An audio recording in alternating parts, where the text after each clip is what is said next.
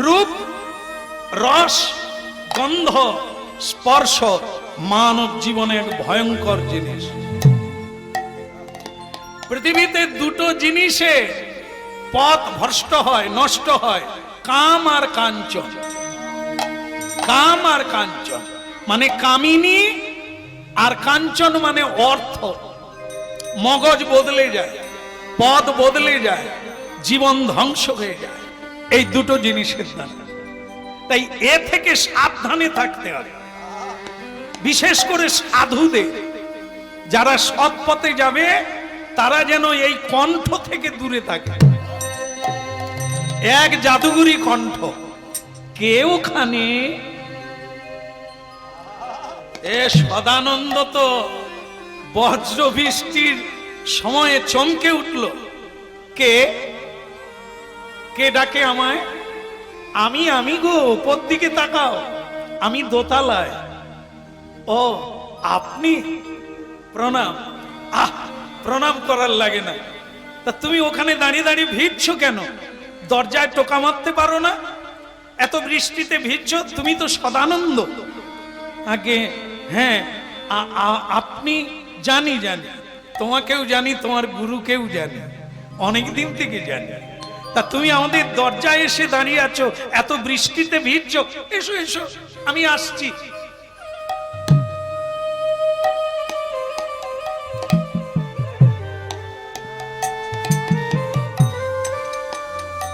কি বুঝলে?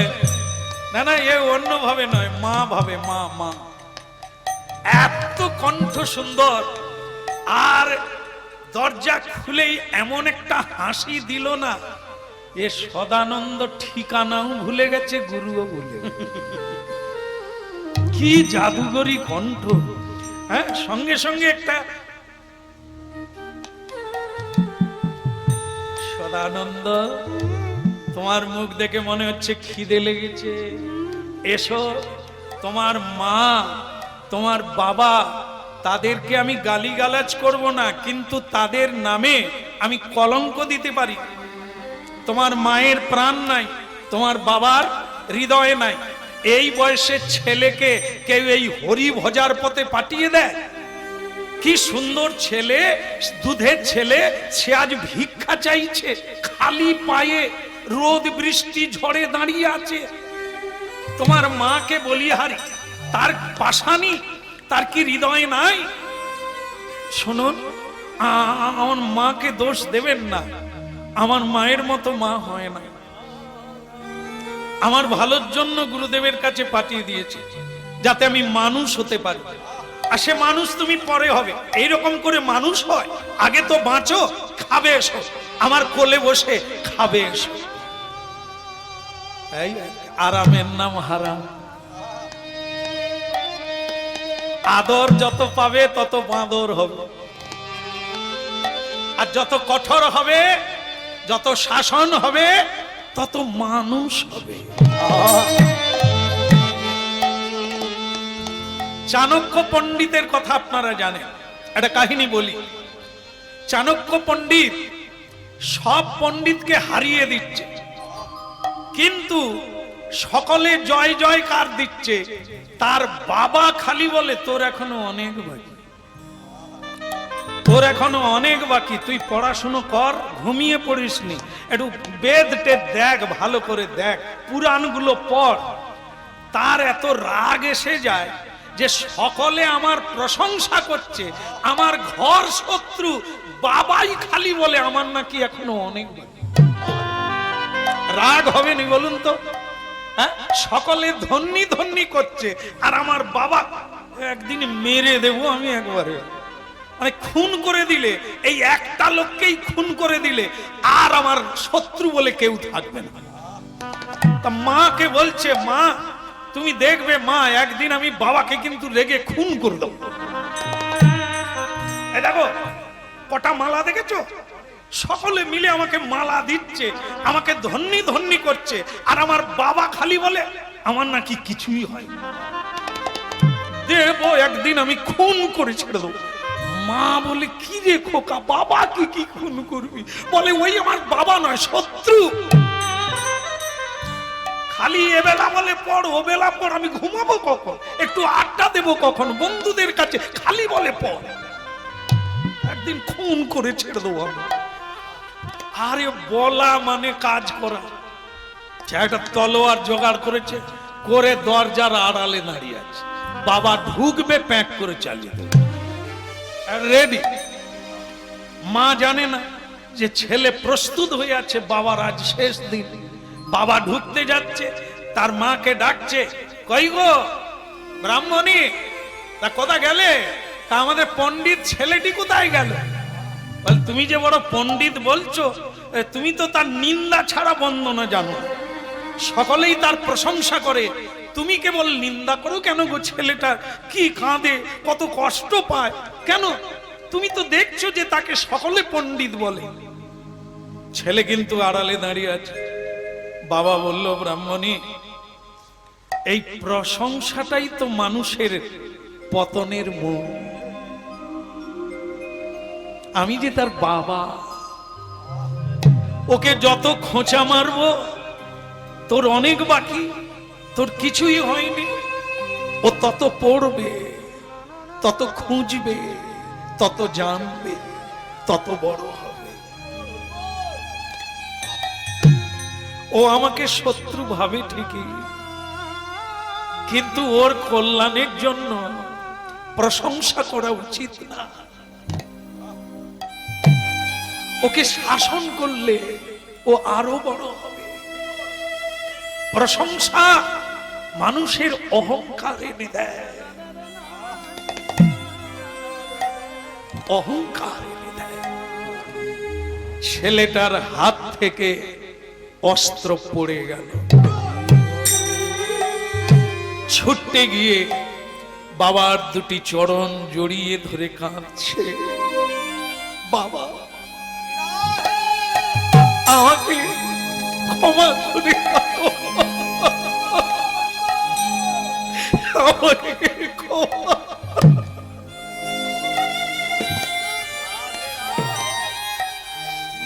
আজকে আমার চোখ ফুটে গেল পিতা, সকলেই আমার ক্ষতি চায়, একমাত্র তুমি আমার মঙ্গল চাও।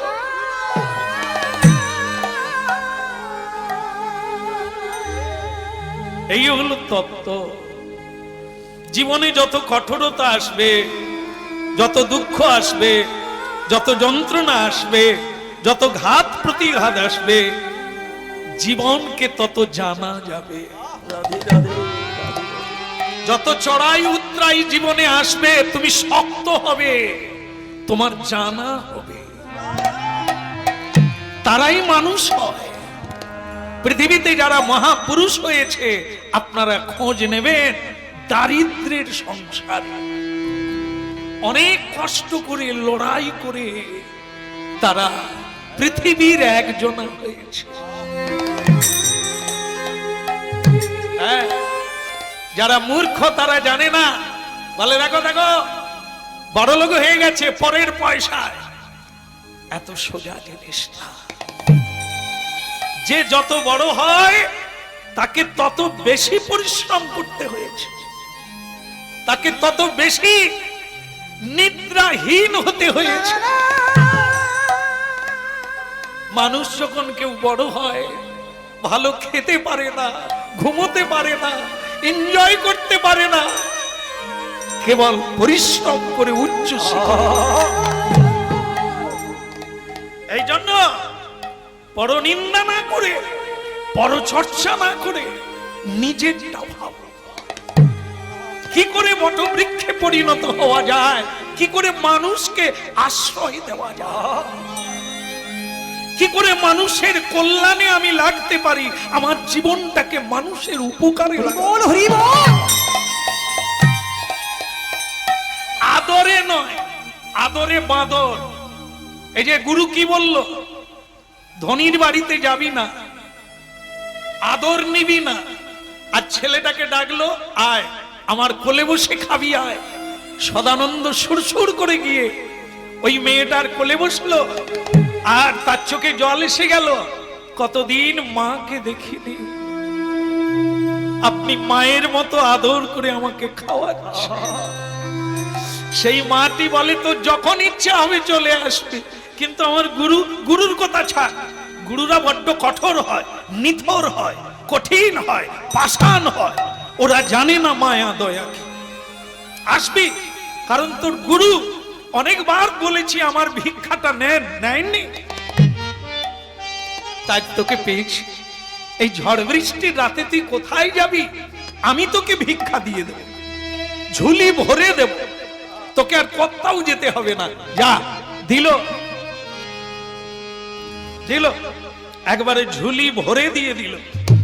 ছেলেটা কি খুশি হয়ে বলল, মা আসি তাহলে, আবার আসবি। কিন্তু ভক্তমণ্ডলী মায়েরা, যেটা হওয়ার হয়েই গেল। গুরু গৃহে গেল। গুরু গৃহটা অন্য কোনো জায়গায় নয়, কাশীধাম, রামানন্দ স্বামীর আশ্রম। সেই গুরু গৃহে গিয়ে বললেন, গুরুদেব আমি ভিক্ষা এনেছি। এনেছো বাবা, তাহলে রান্নাটা চড়িয়ে দাও, রান্না হয়ে গেলে আমাকে দেবে, তুলসী দিয়ে আমার প্রাণ গোবিন্দকে ভোগ লাগিয়ে। গঙ্গা জলে তুলসী দিয়া ভোগ লাগাইলা, গঙ্গা জল তুলসী দিয়া ভোগ লাগাইলা। এখন গঙ্গা জলে তুলসী দিয়া ভোগ লাগাইলা, গঙ্গা জল তুলসী দিয়া ভোগ লাগাইলা। কে বলে উলুধ্বনি হরি ধ্বনি করিতে লাগিলা,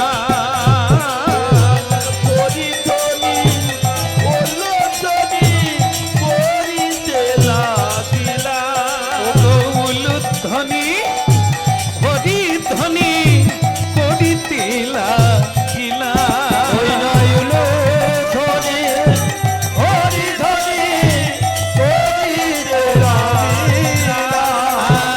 গঙ্গা জলে তুলসী দিয়া ভোগ লাগাইলা,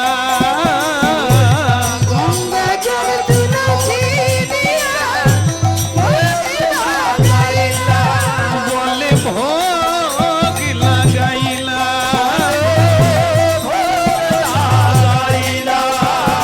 কে বলে উলুধ্বনি হরি ধ্বনি করিতে হরি ধরি ধরিতে লাগিলা।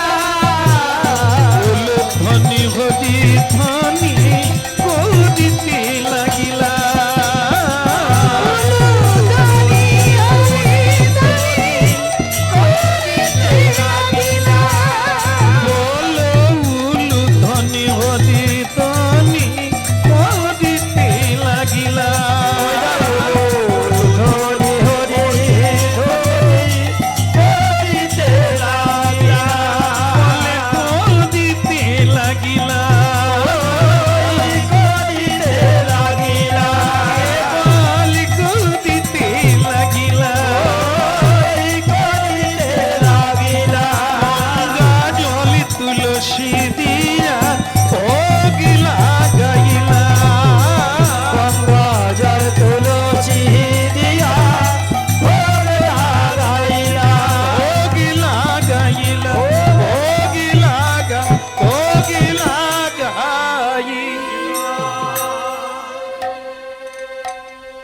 ভক্তমণ্ডলী মায়েরা, ঈশ্বর জগদীশ্বর আজও আছেন বলে আমরা আছি। এ কোনো সংসার মানে সরকারের রচিত নয়। সূর্য উঠে বলে চাষবাস হয়, এটা কোনো সরকারের নয়, এটা কোনো বৈজ্ঞানিকের নয়। ঈশ্বর সূর্যরূপী নারায়ণ, মানুষের দেবতা, মানুষের ঈশ্বর, মানুষের ভজন। সূর্যই ভগবান বিষ্ণু, সূর্যই নারায়ণ, সূর্যই ভগবান। উঠে বলে আমরা চোখে দেখতে পাই, তিনি উদয় হয় বলে আমরা বেঁচে আছি। সূর্য না উদয় হলে কোনো জীব জন্তু মানুষ জোয়ার ভাটা হবে না, দিন গণনা হবে না, সবকিছু অন্ধকার প্রলয় হয়ে যাবে। তাই তাকে বাদ দিয়ে যারা চলে পথে তারাই হচ্ছে জগতে পাষাণ পতিত। হ্যাঁ, তাই ভক্তমণ্ডলী মায়েরা, এই যে একটা বড় ভুল হয়ে গেছে না, ভগবান আর ভোগ খেলেন না। মানে উনি স্বয়ং ভগবান রামানন্দ স্বামী যখন ভোগ লাগায় উনি তখন হাত বের করেন, হাত বের করে সেবা নেন। হ্যাঁ, কিন্তু আজকে অনেক কীর্তন গাইল কিন্তু ভোগ আর আজকে খেলেন না। রামানন্দ স্বামী দুটো অপরাধ খুঁজে পেলেন। এক, দ্রব্য দোষ, মানে যে বস্তু রান্না করা হয়েছে তাতে দোষ আছে। দ্বিতীয় হচ্ছে যে ভোগ লাগাচ্ছে তার দোষ। কোন দোষে প্রভু আজ সেবা নিলেন না?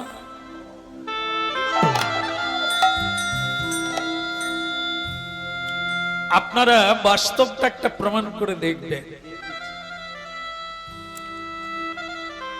পুণ্ডরীকাক্ষং সর্বযজ্ঞেশ্বর হরি, জীবনে যা রোজগার করেন তার প্রথম অংশ, হ্যাঁ, মানে বেশির অংশটা ভগবানের সেবায় লাগিয়ে দেন।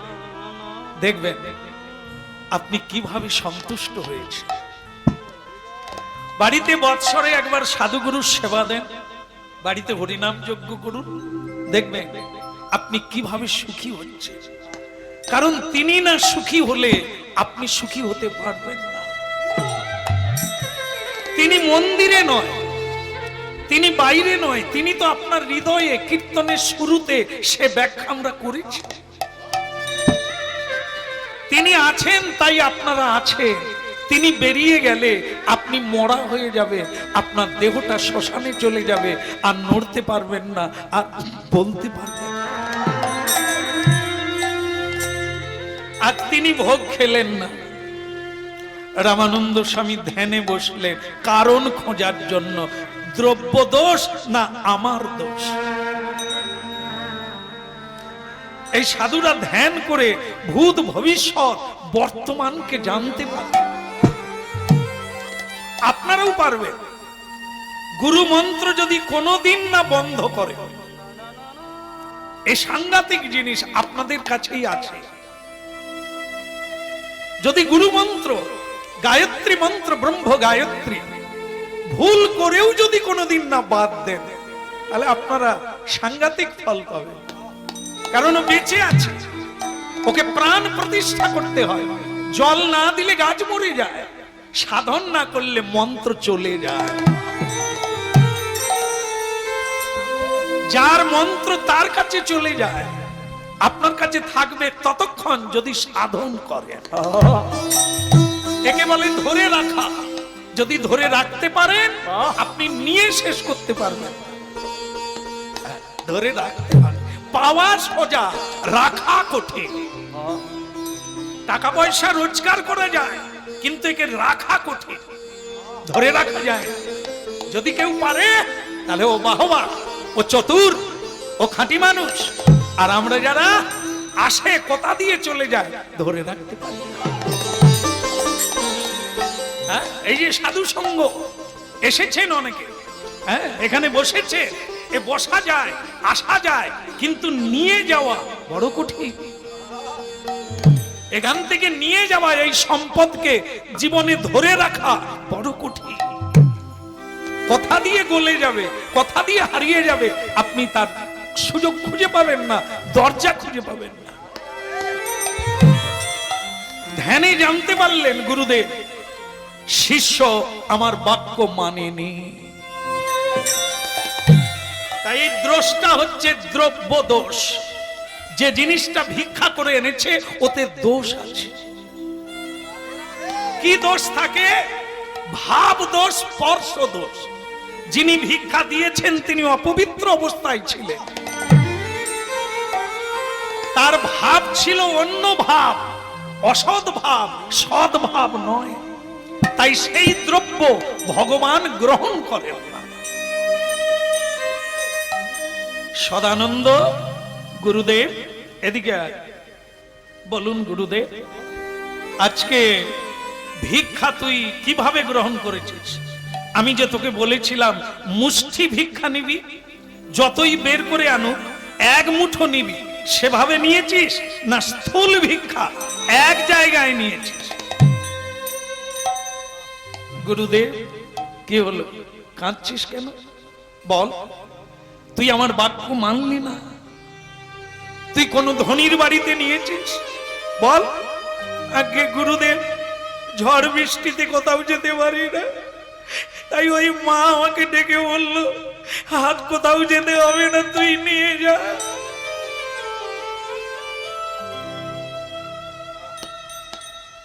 একদিন দেখা হলো তোর মা হয়ে গেল, আর তোর নিজের গর্ভধারিণী মা যে তা মা ডাক শোনা বাদ দিয়ে, আদর স্পর্শ বাদ দিয়ে তোকে গুরুগৃহে পাঠিয়ে দিল, সে মা মা নয়।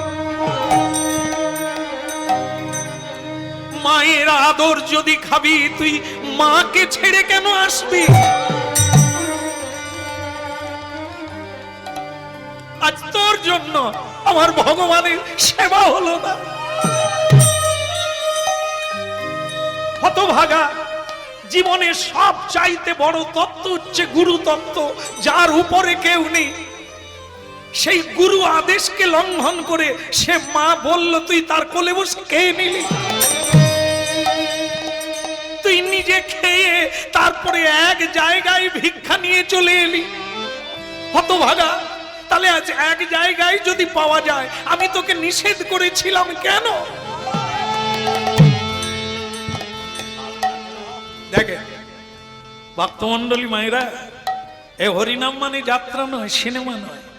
হরিনাম হচ্ছে আমাদের কথা, আমাদের সংস্কৃতিকে আমরা ভুলে গেছি, আমাদের পথটা আমরা ভুলে গেছি, আমাদের করণীয়টা আমরা আর করি না।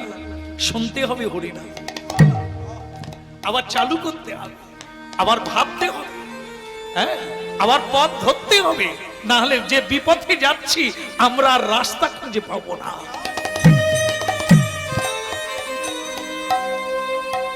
পড়িল চরণ তলে সদানন্দ, পড়িল চরণ তলে সদানন্দ পড়িল চরণ তলে,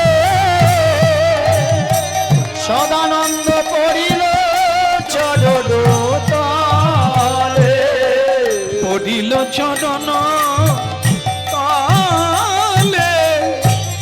পড়িল চরণ তলে, পড়িল চরণ তলে, সদানন্দ পড়িল চরণ তলে। আমাদের কৃপা কর বলে পড়িল চরণ তলে। আমারি কৃপা কর বলে পড়িল চরণ তলে। ছাড়, দূর হয়ে যা, স্পর্শ করবি না। তোর সেবা গ্রহণ করার জন্য কোন গুরু শিষ্যের সেবা গ্রহণের জন্য গুরু হয় না। গুরু পথ দেখায়, গুরু নিয়ম বলে, গুরুদেব শিক্ষা দান করে। গুরুর পদ সেবা করার জন্য, রান্না করে খাওয়ানোর জন্য শিষ্যের দরকার নেই। তোর জন্য আজ আমার গোবিন্দ সেবা পেল না, যা, দণ্ড হওয়া উচিত। এই একটা জায়গা, ভারতীয় দণ্ডবিধান, অন্যায় করলে এখনো ফাঁসি হয়, মৃত্যুদণ্ড হয়, অন্যায় করলে জেল হয়, হ্যাঁ, দণ্ড হয়। হয় বলেই এখনো মানুষ মানুষ আছে, না হলে অন্যায়ের সীমা থাকতো না। যত দণ্ডটা কঠিন হবে, কঠোর হবে, শাসন হবে, তত মানুষ ঠিক জায়গায় থাকবে, ন্যায় পথে থাকবে, অন্যায় করতে ভয় পাবে। হ্যাঁ, মায়েরা রাস্তায় বেরোতে পারে না, দুর্যোধন দুঃশাসনেরা কাপড় টান। 5000 বৎসর আগেও হয়েছিল, আজও হচ্ছে। আজকে যারা কাপড় টানছে, আমার মায়েদের নির্যাতন করছে, অন্যায় করছে, তাদেরও ফাঁসি হচ্ছে। হ্যাঁ, খবরের কাগজে নিউজগুলো লক্ষ্য রাখুন, ভয়ঙ্কর জিনিস। আজও ন্যায় বিচার হচ্ছে, হচ্ছে বলেই মানুষ পথে আছে, দরকার আছে। ছেড়ে দিলে আরো অন্যায়ের পথ বেড়ে যাবে, স্বেচ্ছাচারিতা বেড়ে যাবে। তাই ভক্তমণ্ডলী মায়েরা, এ গুরু রামানন্দ স্বামী কঠোর হয়ে গেলে এ আদর করা যাবে না। আদর করলে ওর জীবনটা নষ্ট হবে, আগামী দিনে কেউ সঠিক পথে থাকবে না। তাই কি করলেন? অভিশাপ, পদচ্যুত। পদচ্যুত মানে কি? এই যে দেখেন না, ভগবান আমাদের যখন ওই যে আজকে রাজা কাল, আজ যিনি মসনদে বসে আছেন, কাল থাকবেন কিনা সন্দেহ আছে। আবার কালকে যিনি বসবেন, পরশুদিন তিনি থাকবেন কিনা সন্দেহ আছে। এটা কে করেন? স্বয়ং বিধাতা করেন। যদি সঠিক পথে চলো, ভিখারি হয়ে চলো, তোমাকে তুলে নিয়ে রাজা বানিয়ে দেবে। আর যদি অন্যায় করো, রাজ সিংহাসন থেকে টেনে নামিয়ে দেবে। ও কাজ তিনি করছে, তুমি আমি নয়। তুমি শুধু তোমার কর্মটা করো, ঠিক জায়গায় থাকবে। তাই পদচ্যুত করতে হবে। অভিশাপ দিলাম, হতভাগা, যা নিচ কুলে গিয়ে জন্ম নে। বুঝবি এই জায়গাটার মূল্য কত, গুরুচরণার বৃন্দ সেবা করার কত মূল্য, সাধু সঙ্গের কত মূল্য, নিজ কুলে গিয়ে অনুভব কর। মানুষ যেমন দাঁত থাকতে দাঁতের মর্ম বোঝে না, জীবন থাকতে জীবনের মানে জানে না, হারিয়ে গেলে বোঝে। তাই ঠিক সেরকম তোর জানা দরকার, গুরু কি জিনিস, এখান থেকে কি পাওয়া যায় তোর জানা হলো না। যা, তুই মুচির বাড়িতে জন্ম নে,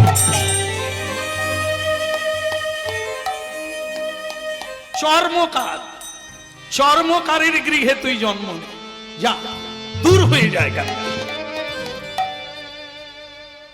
আরো কান্নায় ভেঙে পড়ল সদানন্দ।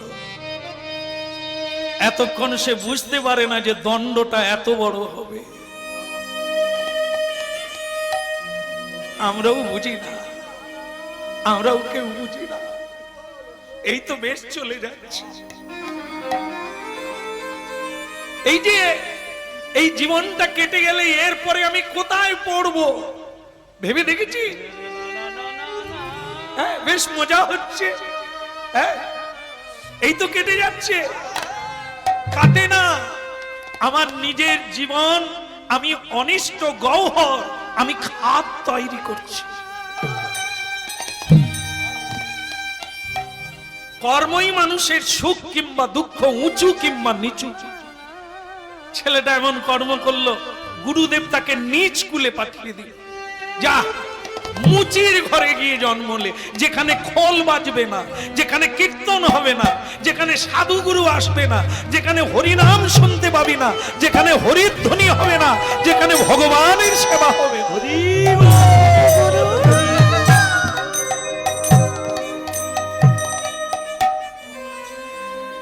বিধি রে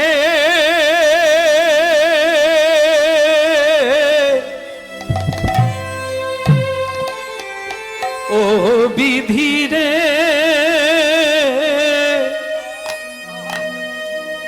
ও নিঠুর বিধি রে, এই কি তোমার লীলা বিধি, এই কি তোমার খেলা,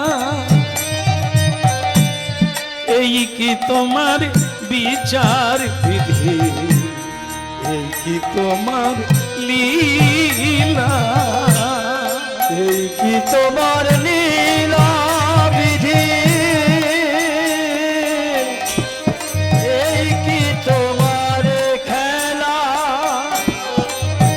এই কি তোমার বিচার বিধি, হরি হরি বল। এই কি তোমার খেলা, নিঠুর বিধি রে,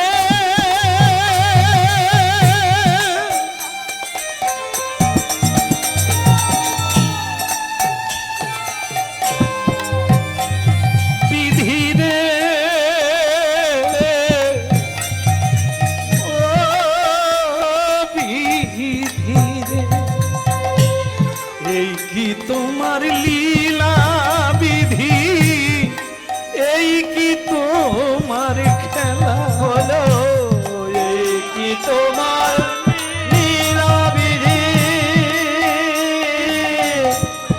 এই কি তোমার খেলা, বিধি রে, ও বিধি রে, বিধি রে, বিধি রে, বলো এই কি তোমার লীলা বিধি, এই কি তোমার খেলা,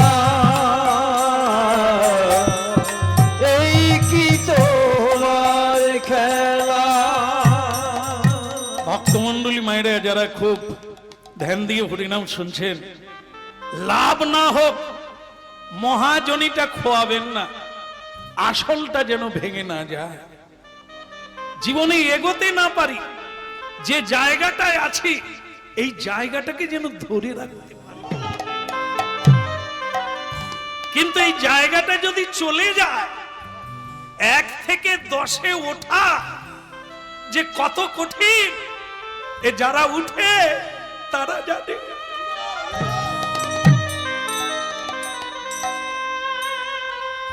লুডু খেলা, মই দিয়ে 10-এ ওঠা যায়, সাপের মুখে পড়লে 0-তে এসে যায়।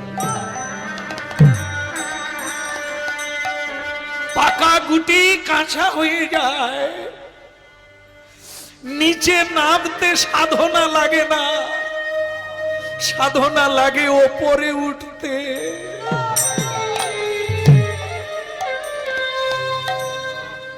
এই কীর্তন, কীর্তন মানে নিজেকে জানা।